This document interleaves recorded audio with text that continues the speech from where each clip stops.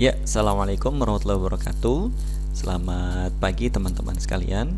Alhamdulillahirrabbilalamin, kita bisa bertemu di PJJ kita pada hari Rabu ini. Puji dan syukur marilah kita panjatkan kepada Allah Subhanahu Wa Taala atas berkat nyalah kita bisa bertemu kembali teman-teman, walaupun pada saat ini masih lewat daring ya, atau PJJ. Nah, teman-teman sekalian, masih pada saat ini bertemu dengan Pak Jaka kembali, membahas tentang apa yang menjadi sambungan bahasan kita di pekan lalu. Ya, pekan lalu itu tentang gangguan-gangguan atau penyakit yang berkaitan dengan sistem pernafasan. Nah, untuk saat ini Pak Jaka ingin mengajarkan kepada kalian atau menginformasikan kepada kalian tentang ini ya, penyakit-penyakit yang menyerang paru-paru. Sebelum kita mulai, kita membaca doa terlebih dahulu yuk teman-teman. Doa mau belajar. Rabbi zidni ilman warzuqni fahman. Ya Allah, tambahkanlah kepadaku ilmu yang bermanfaat. Amin ya Allah ya Rabbal alamin. Nah teman-teman, sebelum Pak Jaka lanjutkan, sesungguhnya apa yang ingin Pak Jaka sampaikan, kalau teman-teman hanya mendengarkan dan menjadi pengetahuan saja, sepertinya akan sia-sia. Nah, yang ingin Pak Jaka sampaikan pada saat ini adalah teman-teman mengetahui apa saja sih penyakit-penyakit yang menyerang paru-paru, kemudian semaksimal mungkin kita menghindari penyebab-penyebabnya. Kemudian kita berdoa kepada Allah Subhanahu wa taala agar diri kita sehat. Kemudian kalaupun misalnya ada di sekitaran kita mengidap penyakit yang menyerang paru-paru ini, kita doakan pula agar mereka bisa sembuh segera dan Allah sehatkan kembali seperti sedia kala. Ya, begitu teman-teman dari setiap pelajaran yang diberikan oleh Bapak dan Ibu gurumu. Ya, kita coba lihat pada penampilan yang pertama. Nah, sebelum kita ke penyakitnya, teman-teman coba lihat dulu deh. Ini ada gambar bagaimana Allah menciptakan sangat sempurna paru-paru kita. Ya, paru-paru kita ini yang merah dan dilindungi oleh ruas-ruas tulang ini teman-teman. Tulang apa yo? Ada yang tahu? Iya, betul. Tulang rusuk ya. Masya Allah ya. Rangkaiannya itu dari leher ya. Kita akan lihat pada slide yang berikutnya. Ini rangkaiannya teman-teman. Ya, Masya Allah. Allah menciptakan sangat sempurna sekali, sangat detail sekali teman-teman. Coba teman-teman lihat ya. Ini Allah menciptakan trakea ya. Ini sambungan dari kerongkongan kita. Trakea ini terbelah menjadi dua jalur. Ya, disebutnya bronkus. Apa? Bronkus. Yang ini bronkus kanan, yang ini bronkus kiri. Ya. Dan kita mempunyai dua paru-paru. Ya. Ini bentuknya seperti apa ya teman-teman ya? Akar begitu ya, akar serabut. Ya. Bronkus ini terus ke dalam paru-parunya, kemudian bercabang-cabang lagi, dan bercabangan itu namanya bronkiolus. Ya. Kemudian terus gitu ya, sehingga di ujungnya, nah ini terbentuk yang namanya alveolus. Nah ini lihat, yang di lingkar ini namanya alveolus. Kalau dia bentuknya satu, nih satu ini namanya alveolus. Tapi kalau banyak, ini namanya alveoli. Nah, coba diulang. Kalau satu alveolus, kalau banyak namanya alveoli. Ya, Masya Allah teman-teman, ini mikroskop yang bisa melihat ini, mikroskop. Masya Allah. Pak Jaka jujur ketika mempelajari paru-paru itu sangat bersyukur kepada Allah Subhanahu wa taala bagaimana Allah menciptakan paru-paru ini, dan kita mengungkapkan rasa kesyukuran itu menjadi perilaku yang menyebabkan paru-paru kita itu tetap sehat ya teman-teman. Kita jaga paru-paru kita supaya tidak terserang penyakit. Nah, dari sini kita akan lihat. Oh, sebelum ke sini, teman-teman, Pak Jaka ada yang ini nih, lupa. Alur pernapasan pada manusia. Jadi, ketika manusia menghirup udara dari hidung, kemudian masuk ke dalam trakea, kemudian trakea menyebarkannya ke dalam paru-paru, terus sampai ke ujung sini, sampai ke alveolus. Dan di alveolus ini teman-teman, ada banyak sekali sel darah merah yang mengangkut oksigen dan bisa menaruh kembali lagi karbon dioksida dari hasil peredaran darah pada manusia. Jadi yang karbon dioksidanya akan dibawa keluar. Jadi di sini ini pertemuan antara sel darah merah yang nantinya akan mendapatkan oksigen dari luar, kemudian oksigen masuk, disebar oleh darah ke seluruh tubuh. Kemudian kalau yang karbon dioksidanya ya dari sel darah merah yang dia membawa karbon dioksida dibawa kembali oleh saluran-saluran ini ke luar, ya, sehingga dikeluarkan. Masya Allah, ya, Allah sangat luar biasa sekali ya. Nah, teman-teman, ternyata ada loh kondisi yang mempengaruhi paru-paru kita ini dalam keadaan sehat atau keadaan yang menjadi sebaliknya, yaitu sakit. Yang pertama, wah ini teman-teman, kondisi dimana yang paling mungkin teman-teman bisa lihat di sini adalah berada di sekitaran orang-orang yang merokok ya. Nah, ini disebutnya perokok aktif. Yang merokok ini perokok pasif nih ya. Mudah-mudahan di rumah teman-teman bersih dari asap rokok ya. Kalau misalnya ada pun yang merokok, bisa teman-teman sampaikan, baiknya merokoknya tidak di rumah, tapi di luar rumah ya, karena perokok pasif ternyata lebih berbahaya ya daripada perokok aktif yang diakibatkan dari asap rokok ini. Kemudian di sebelah ini teman-teman, ini ada apa ya? Pencemaran udara. Coba teman-teman lihat nih, pencemaran udara. Ini pabrik-pabrik ya. Kemudian ini juga nih, apa namanya? Kondisi lalu lintas. Nah, ini juga kalau udara ini terhirup oleh orang-orang di sekitar pabrik sini, maka kemungkinan besar dia akan menderita gangguan atau penyakit yang ada di paru-parunya. Nah, apa saja penyakit yang menghinggapi paru-paru manusia itu teman-teman? Nah, kita lihat. Yang pertama adalah asma. Nah, asma itu adalah ini. Nah, asma itu teman-teman peradangan kronik. Kronik itu parah ya. Peradangan yang parah pada saluran pernafasan yang mengakibatkan penyempitan dan hiperreaktivitas saluran nafas. Jadi teman-teman, coba kita lihat. Ini adalah saluran di dalam paru-paru kita yang normal. Ya, ini di sini nih udara bisa masuk dan keluar. Ya, terus begitu.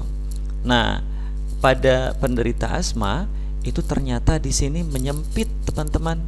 Kemudian di sini ada kayak flek-flek seperti itu, ya.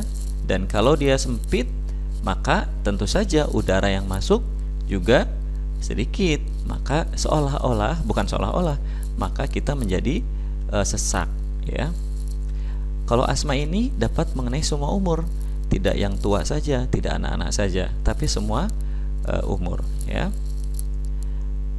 Oke. Nah, gejala-gejala asma. Ya, jadi kalau teman-teman atau siapapun yang merasa seperti ini, batuk, ya, batuknya kering, kemudian sesak napas, kemudian nafasnya juga berbunyi, ya, mengi, namanya mengi ya. Jadi kalau teman-teman mendengar gitu ada orang yang nah itu salah satu gejala asma, ya. Kemudian ada dadanya terasanya berat, ya. Nah, teman-teman, ini adalah gejala-gejala asma, ya. Ciri khas yang lainnya adalah seringkali timbul bila ada faktor pencetus. Jadi faktor penyebabnya nih, nanti setelah slide ini kita akan lihat apa saja faktor pencetusnya. Kemudian dia dapat berulang loh teman-teman, dan diantaranya ada juga sih periode yang bebas dari serangan gitu, kalau tidak ada pencetusnya. Kemudian sering memburuk pada malam hari atau dini hari, ya. Mungkin ada pengaruh dinginnya, ya. Jadi kalau misalnya dingin umumnya lebih sering terkena, ya. Dia dapat reda dengan pengobatan, tapi kadang juga dapat reda juga tanpa pengobatan, ya. Seperti itu. Nah, kalau misalnya ada yang gejala seperti ini, silakan teman-teman laporkan kepada ayah dan bunda kalian kalau di sekitaran rumah, ya. Atau kalau misalnya di sekolah, berarti laporkan ke bapak dan ibu guru.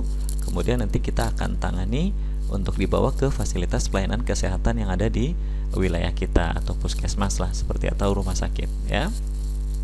Nah, apa saja faktor pencetusnya teman-teman? Lihat nih, faktor pencetus, ya, yang bisa memicu timbulnya asma, ya. Dia nggak selalu sama sih setiap individu penderita asma teman-teman, bisa karena salah satunya saja, ya, dan berbeda-beda setiap orang, ya. Yang pertama adalah tungau, ya, debu rumah. Jadi pada bantal, kasur, kapuk, ya, dia ada tungau. Tungau ini kayak binatang gitu ya teman-teman. Dia dapat mencetus asma. Binatangnya kecil begitu ya, Masya Allah. Makanya Rasulullah tuh bilang kalau misalnya kita mau tidur, ya, kita mau istirahat di kasur, itu disunnahkan untuk menyapu, ya, menyapu pakai sapu untuk bisa menyapu debu-debu yang ada di kasurnya, sehingga bisa jadi tungau atau debu yang ada di situ itu bisa hilang, ya. Kemudian bulu binatang, ya. Siapa yang punya kucing, kelinci atau burung, nah ini bisa menyebabkan pencetus asma. Perubahan cuaca yang ekstrim. Nah, akhir-akhir ini kan panas ya teman-teman, ya. Masya Allah. Jadi kalau misalnya nanti ada peralihan dari panas ke hujan, nah ini umumnya ada kalau yang dia sangat sensitif bisa asmanya kambuh, ya. Kemudian bau-bauan yang menusuk, ya, asap rokok, ya, polusi kendaraan bermotor, asap rumah tangga, jarang sekarang, ya, cuma mungkin ada di beberapa daerah yang masih seperti ini kompornya, ya. Dia alergi terhadap obat-obatan tertentu, ya, itu juga bisa mencetus. Infeksi saluran pernafasan, ya, serbuk sari bunga, nah ini juga nih, ya. Kemudian emosi yang berlebihan, mungkin kaget, tertawa, terbahak-bahak begitu, ya, sedih, marah, nah ini bisa mencetus asma. Kemudian makanan-makanan tertentu yang juga bisa menyebabkan asma, ya. Kemudian juga ini yang terakhir nih, kecapean, ya, atau kelelahan secara fisik, itu juga bisa mencetus asma. Nah, ini tadi Pak Jaka sudah sampaikan, ya. Ini kalau pernafasannya normal, dia bersih. Kalau dia penderita asma, ya, seperti ini. Nah, ini kalau sudah rapat seperti ini, ya, ini sering terjadi. Nah, teman-teman, untuk asma ini biasanya diredakan oleh yang namanya inhaler. Apa itu inhaler? Jadi inhaler itu sejenis ini, ya, ditekan gitu atasnya. Jadi kayak ada semacam obat yang dia dimasukkan ke dalam aliran nafas kita ini lewat mulut, ditekan, kemudian nanti obatnya masuk begitu, sehingga nanti ada ketenangan di saluran nafasnya, sehingga nafasnya bisa lega kembali, ya. Atau nebulizer itu jadi kayak uap gitu, ya. Jadi kayak uap, kemudian dihirup, kemudian asmanya perlahan mulai mereda. Nah, itu yang pertama adalah asma, ya. Sampai saat ini sih masih belum ada informasi tentang virus atau bakteri yang menyebabkan asma. Jadi seperti itu informasinya, ya. Baik, yang kedua adalah pneumonia, ya. Pneumonia, ya. Kita lihat dulu deh sebelum ke apa itu pneumonia. Lihat, tadi Pak Jaka sudah sampaikan, kalau ini paru-paru kita besar, kemudian secara mikroskopis dilihat, ini adalah alveoli yang normal. Jadi, Masya Allah ya teman-teman, kecil-kecil seperti ini, ya.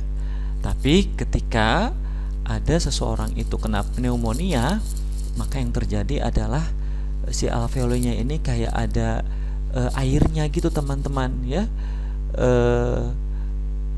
Cairan begitu ya. Cairan ini cairan kenapa sih ya? Nah, pneumonia ini itu disebut juga dengan penyakit paru-paru basah ya. Jadi memang banyak cairan yang terdapat di penderita pneumonia yang ada di paru-parunya. Kita lihat ya. Nah, ini dia. Jadi ini alveoli. Nah, qadarallahnya dengan bakteri pneumonia ini ya, jadi pneumonia ini muncul di sebagai penyakit seseorang ya. Jadi bakterinya ini panjang begitu, terus seperti ada kaki-kakinya begini ya, bulu-bulunya. Kemudian dia menyerang alveoli kita.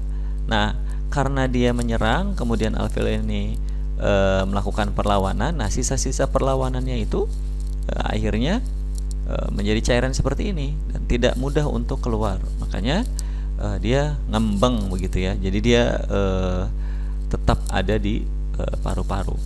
Coba lihat nih ya. Nah, kalau ini terjadi dalam tubuh kita, oh ya, ini dia nih bakteri pneumonianya. Kalau di mikroskopis modelnya seperti ini teman-teman. Nah, ini mungkin dia ada di paru-parunya ya. Seperti itu, banyak posisinya, dia banyak ya. Lihat ini gejala-gejalanya ya. Kehilangan nafsu makan ya, mual ya, batuk yang mungkin berdahak, nyeri ya, sesak napas ya, nyeri dada nih ya, kemudian sesak napas ya, demam, berkeringat dan menggigil ya, kemudian bingung gitu ya, kemudian sakit kepala. Nah, ini adalah gejala-gejala pada pada pneumonia. Nah, pneumonia ini selain tadi memang disebabkan karena bakteri pneumonia,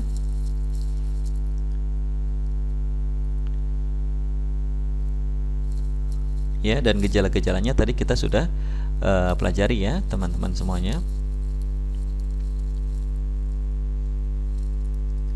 Oke, kita lihat di slide yang berikutnya. Nah, ini ya, jadi lihat paru-paru ini sudah banyak bakteri pneumonianya ya. Jadi saking banyaknya, akhirnya itu tadi si bakterinya ini menyebabkan si alveoli melakukan perlawanan gitu, dan sisa-sisanya itu menjadi basah. Nah, inilah si yang basahnya itu ya. Dan biasanya cara pengobatan gejala pneumonia atau paru-paru basah, atau orang juga nyebutnya sebagai radang paru-paru, itu biasanya ada obat-obatan yang tergantung dari sisi infeksinya itu separah apa. Ada yang hanya obat batuk ya, kemudian antivirus ya, ini bisa gabungan juga ya, obat batuk dan antivirus. Kemudian ada obat penghilang rasa sakit, apalagi kalau misalnya sudah pusing-pusing gitu ya. Ya, kemudian juga yang terakhir yang gak kalah pentingnya adalah antibiotik ya, untuk bisa melawan si bakterinya tadi. Itu namanya pneumonia. Yang pertama apa tadi teman-teman? Iya, asma. Yang kedua pneumonia. Ya, kalau pneumonia ini disebabkan karena bakteri pneumonia ya, seperti itu. Cara penularannya juga untuk pneumonia ini teman-teman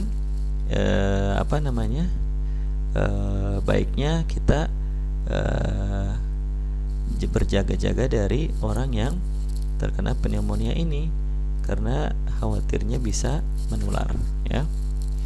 Berikutnya tuberkulosis ya, atau TBC ya.